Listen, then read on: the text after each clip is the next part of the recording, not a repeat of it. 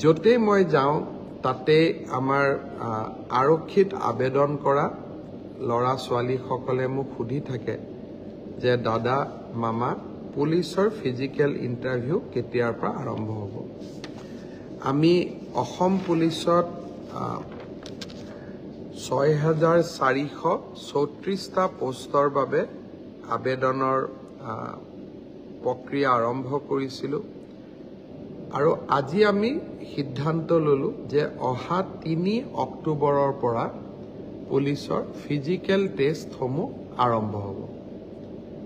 গতিকে মই সকলোকে অনুৰোধ কৰিম যে বানপানীৰ যেতিয়াই পানী শুকাব আমাৰ খেলপথাৰসমূহ মুকলি হ'ব, আমি দৌৰা প্ৰেক্টিছ আৰম্ভ কৰিব লাগে, কাৰণ ৩ অক্টোবৰৰ পৰা অসম আৰক্ষীৰ ফিজিকেল টেষ্ট আৰম্ভ হ'ব।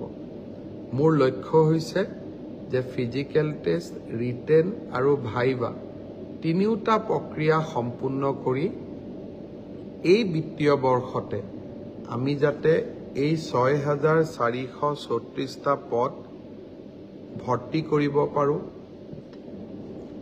এটা সুন্দৰ নিযুক্তি প্ৰক্ৰিয়াৰ মাজেৰে ল'ৰা ছোৱালীক নিযুক্তি দিব পাৰোঁ আৰু তাৰ লগে লগে ২০২৫ চনৰ বাবে আকৌ এবাৰ নিযুক্তি প্ৰক্ৰিয়া আমি যাতে আৰম্ভ কৰিব পাৰোঁ।